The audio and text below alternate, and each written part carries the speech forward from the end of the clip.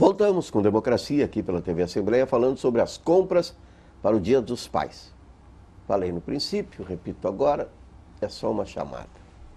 É importante analisarmos neste momento aquilo que pode ser alterado, o comportamento das pessoas. Os nossos convidados, que são especialistas, mostraram que é possível sim mudar para melhor no período de crise.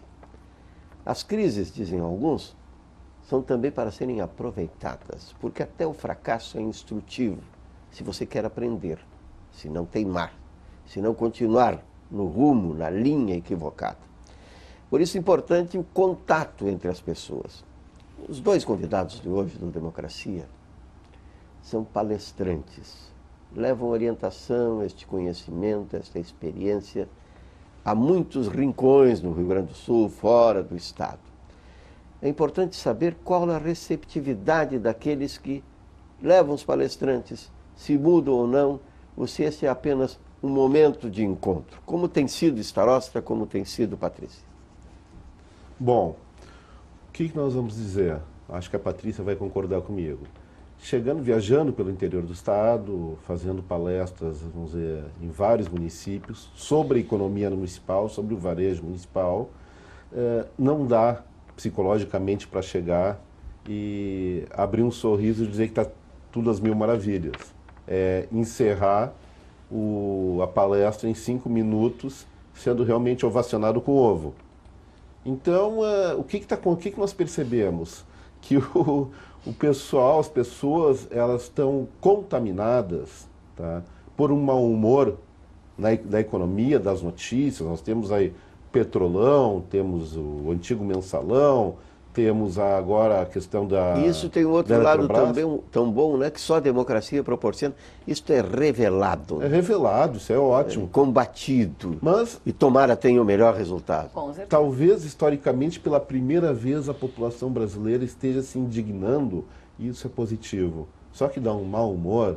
E vou voltar àquela coisa que nós falamos no início do programa.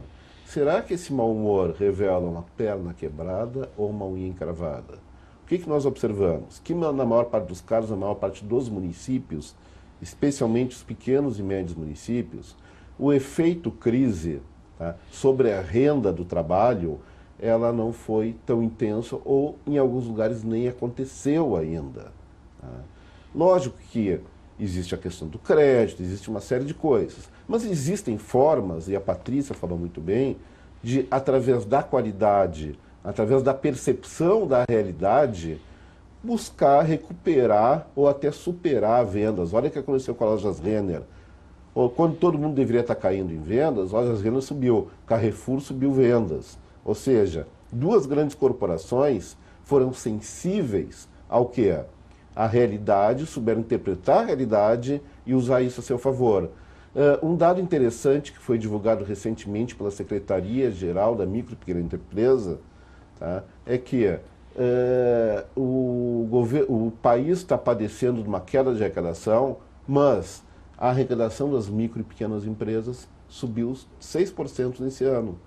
Ou seja, nós estamos vendo que os pequenos lojistas, os médios empresários, realmente eles têm essa capacidade, que a Patrícia já falou também, estou copiando algumas coisas dela, de fazer uma reconversão de curto prazo e se beneficiar. E no interior, o que nós colocamos? Então, as pessoas começam mal-humoradas. Ainda bem, tá, que quando encerra o trabalho, encerra a palestra, as pessoas estão dando risada. Por quê? Porque existem saídas, existem paliativos, existem formas de reação. Uma das coisas que nós destacamos, o que é? Primeiro, repetindo de novo a Patrícia, ela fala tudo que é importante, aí tem que repetir ela, não adianta. Repetindo de novo a Patrícia. Sondar, pesquisar sobre crédito. Tá? Se os bancos... Tá, que vão muito bem, obrigado. Que vão muito bem, obrigado. Tá? Existem alternativas, existem cooperativas de crédito pipocando, por exemplo, no Rio Grande do Sul, onde se pode conseguir coletivamente juros mais baratos. Não só para o lojista, como também para o consumidor. Ou seja, por que deixar o consumidor, que é o patrimônio do lojista, tem que deixar, mas por que não alertar sobre o rotativo que ele está pagando no cartão de crédito, o valor, o juro que está pagando no cheque especial? Bom, isso aí é dinheiro que sai do consumo e vai direto para o banco. Outra coisa que nós podemos competir inteligentemente. Quem está dando risada ainda no comércio é o pessoal do e-commerce, da internet. Está crescendo ainda mais de 2 dígitos. Será que nós podemos concorrer de uma forma direta com esse pessoal, o pequeno lojista? Pode, porque o pequeno lojista, se destacar suas vantagens competitivas em relação ao e-commerce, pode convencer esse consumidor a consumir lá no município. Quais são as vantagens? Primeiro, pronta entrega. Segundo, garantia de balcão. Terceiro, que é o mais importante, tá? Não ter que ligar na hora de reclamar ou na hora da insatisfação com o tal do 0800 que esgota a paciência de qualquer um. Ou seja, existem saídas, tá? E o momento é de potencializar essas saídas, explorar essas saídas, sempre primando qualidade de atendimento e qualidade de gestão e enfrentar o momento que nós estamos passando atualmente da melhor forma possível. Bem, a FEComércio também está fazendo uma série de inserções no interior do estado do Rio Grande do Sul. A gente tem um programa muito interessante, que é o Giro pelo Rio Grande, que é feito pelo presidente da FEComércio, junto com consultores na área tributária, na área política, na área econômica, que falam sobre essa questão de como o que está acontecendo. Quase uma força-tarefa. Quase uma força-tarefa, né? O que está acontecendo com a economia do estado do Rio Grande do Sul, o que está acontecendo com a questão da economia brasileira. E nós também, né, da assessoria econômica lá, passeamos muito pelo estado do Rio Grande do Sul, falando diretamente com os sindicatos, com os empresários locais, sobre a questão do momento econômico que a gente vive, mas principalmente tentando trazer ao empresário local a perspectiva de que cabe a ele fazer diferente. Esses tempos, eu sempre costumo falar sobre isso, eu estava zapeando a TV e eu vi uma fala do Amir Klink, né? E o Amir Klink dizia assim, que com o passar do tempo, quando ele começou a estudar as tempestades, ele começou a ficar mais tranquilo para enfrentá-las, né?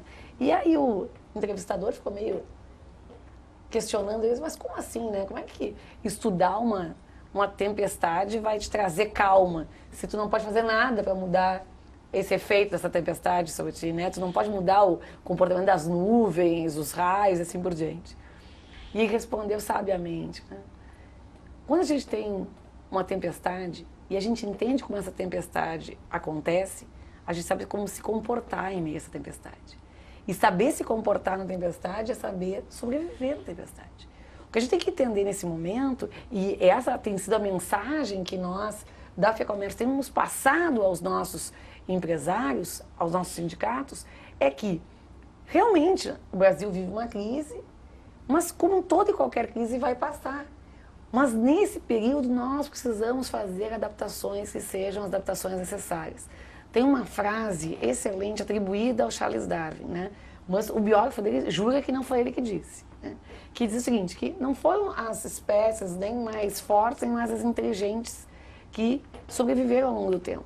Foram as que se adaptaram melhor. Então o que a gente precisa nesse momento é que as empresas se adaptem. O que significa se adaptar? Significa se adaptar, melhorar primeiro o atendimento. Isso sempre teria que ser uma obrigação, mas esse momento passa a ser obrigatoriedade. A segunda questão é ter um mix de produto adequado com um estoque também adequado. Não posso, nem disse o Starosta, pegar todo o meu capital de giro e tornar ele rígido na forma de um estoque. Mas a terceira coisa importante é entender que, às vezes, não vender é melhor que vender. Aí alguém pode me perguntar, mas como assim, Patrícia? Se você entende que a situação é uma situação crítica, se você não conhece o seu cliente na medida que precisaria conhecer, né?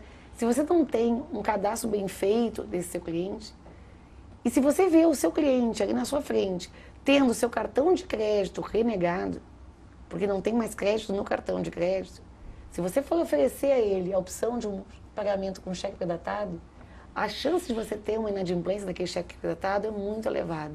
Então, hoje, a gente conta com ferramentas muito importantes, que são ferramentas de consulta da qualidade do crédito. E por que a gente está falando isso? Porque é óbvio que a pessoa que está querendo comprar, ela necessita do crédito.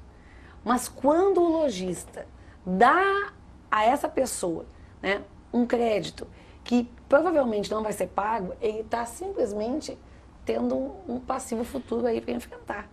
Porque a inadimplência, Batista, ela é muito ruim para a sociedade como um todo.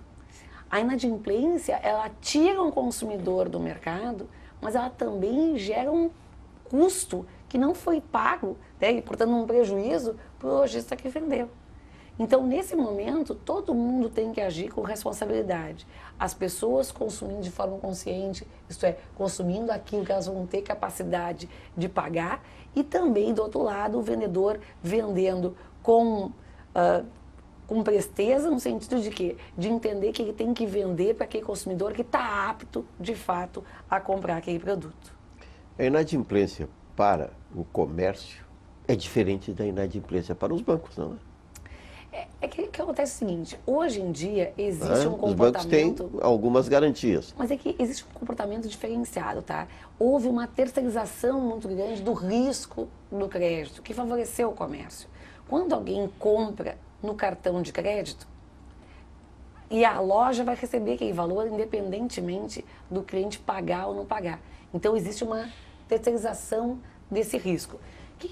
Quando é que a loja assume o risco? Ela assume o risco quando ela tem o quê? Crediário próprio, quando ela aceita um cheque predatado. Então, essa é a diferença entre vender no cartão de crédito e vender com fontes de crédito próprias específicas. Bom, isso aí é corretíssimo. Inclusive, a FCDL, o nascimento das CDLs ocorreu como? Foi do movimento lojista que gerou as CDLs. Era o clube dos diretores. Era o clube dos dirigentes lojistas, ocorreu, em princípio, no Rio de Janeiro, quando vários lojistas cariocas resolveram fazer uma lista dos maus pagadores. A partir disso surgiu uma coisa que nós conhecemos hoje como o SPC. E uma coisa que nós recomendamos, primeiro, sim, faça o crédito dentro do possível no próprio estabelecimento. Até porque o consumidor está estrangulado com juros altos de cartão de crédito, de cheque especial, e se ele continua adimplente, isso é fácil consultar, basta dar uma ligada para um SPC, tá, que se sabe a posição desse consumidor. Mas obrigatoriamente tem que ligar para saber, senão está assumindo o risco. Se o sujeito lá está, vamos dizer, com as contas em dia, a probabilidade dele não pagar é muito pequena. E assim o movimento lojista vai reduzindo quem usa esse instrumento vai reduzindo o seu risco na adimplência. Mas lembrando a questão da crise que vai passar, tá? Eu gostaria de lembrar uma poesia do nosso imortal Mário Quintana, que eu acho que se expressa muito bem quanto à atualidade, quanto à necessidade de adaptação, de versatilidade, como a Patrícia citou Mir Klink, eu vou citar o Quintana, quando ele disse, eles passarão, eu passarinho. Todo mundo se lembra dessa poesia do Quintana, e agora que eu compreendo o significado que ele queria dizer. Com isso, é o quê? Bom, a gente vai ter que sempre, tá, se monitorar, se dirigir, ter versatilidade para superar qualquer maré ruim, qualquer vento ruim, qualquer situação que possa vir a comprometer o nosso negócio. E as maneiras existem, sim. Basta, como nós só falamos, qualidade no atendimento, qualidade no controle, qualidade de custos. Uma questão interessante. E acolhimento inicialmente. Com né? certeza. Uma questão interessante de ter falado nessa questão das visitas ao interior e assim por diante. Por mais que exista essa baixa confiança do consumidor, essa baixa confiança do empresariado, quando nós fazemos esses eventos que chamam os empresários para falar sobre melhorias dos seus próprios negócios, a presença é massiva, né? Eu tive recentemente num evento em Gravataí, tinham quase 200 pessoas. Eu tive um outro evento recentemente em Igrejinha, tinham mais de 150 pessoas. Então, existe sim hoje um interesse dos lojistas, dos empresários. Vamos anunciar a próxima palestra. nós vamos fazer logo em Bento Gonçalves, né? Então, a FEComércio tem esse interesse de ir junto ao empresário para dizer o seguinte, olha, nós temos um problema, sim, só que esse problema é para todos. Esse problema está funcionando e está acontecendo para a sua loja, está acontecendo para o seu fornecedor, está acontecendo para o seu concorrente. E, Batista, o que a gente entende? Que quando tem uma economia que não cresce, isso não quer dizer que todas as empresas não vão crescer. Mas o que a gente está dizendo também é que quem crescer, vai crescer comendo um espaço que da outra. Vai crescer pegando espaço, market share, de uma outra parcela de vendedores dessa economia. Então, cada empresa tem que fazer o seu movimento de ganhar espaço, de fazer a sua parte. Por exemplo, isso que o Starosta comentou recentemente, a questão do e-commerce, da presença em outras plataformas que não seja apenas a loja física. A loja física, ela não concorre com o e-commerce, ela se complementa com o e-commerce. Quando a gente pensa na questão relacionada ao pequeno varejo, hoje a FEComércio tem uma ferramenta disponível a todos os lojistas que tiverem interesse, é só entrar em contato com a FEComércio, que é o e-FEComércio, que é tentar desenvolver ou possibilitar ao lojista desenvolver uma loja na internet. Existem outras alternativas. Existe a alternativa, por exemplo, do marketplace, que é você se colocar um dos seus produtos dentro de uma plataforma de um outro vendedor. Então você ganha com a credibilidade daquele outro vendedor para vender o seu produto junto. Ontem eu conversava com algumas pessoas e eu perguntava para elas aqui, quem de vocês aqui tem um telefone celular? Todas elas levantaram a mão. Eu não perguntei quantos tinham, mas com certeza tinha algumas que tinham mais que um. Eu perguntei na sequência, quantas pessoas aqui têm smartphone? A maioria absoluta.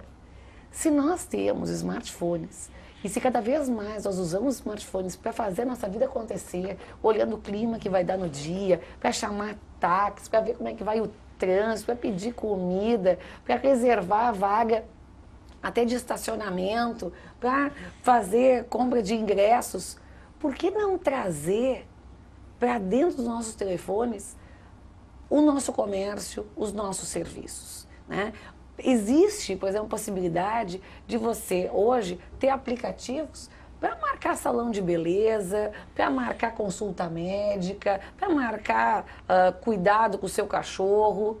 A pergunta é, por que a gente não consegue fazer essa transição de uma maneira mais rápida? Nós temos uma geração vindo aí que ela simplesmente entende que o tablet não é mais o online, porque faz tão parte da vida dela como a vida real. Se a gente ficar para trás nesse processo, é consumidores que a gente perde. Porque aquele consumidor que está com um tablet na mão, ele vê a oportunidade de consumo e se aquilo for capaz de sensibilizar ele naquele momento, se ele estiver propício a fazer a compra naquele momento, ele faz ali. Que é velocidade de decisão. Com certeza, com certeza. Inclusive, você me lembra, minha filhinha de 7 anos, esse tempo estava mexendo no tablet, chegou, não pai, deixa, quem entende de tecnologia aqui sou eu. Deixei, né? Mas eu acho interessante que a Patrícia falou... Até porque não contrarias da verdade, né? Não, é verdade. Fazer o quê? Ela entende mesmo. Mas tá uma coisa engraçada, né, Patrícia?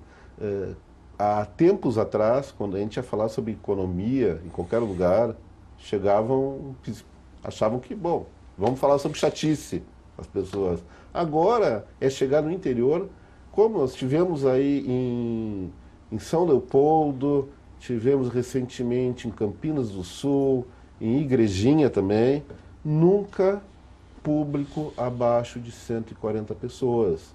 Agora vamos para Taquara, vamos para Cruz Alta, outras cidades, provavelmente vai ser a mesma coisa. As pessoas estão interessadas, tá? Os lojistas estão interessados e realmente querem apostar em receitas, em situações que façam com que se contorne essas notícias que estão circulando por aí.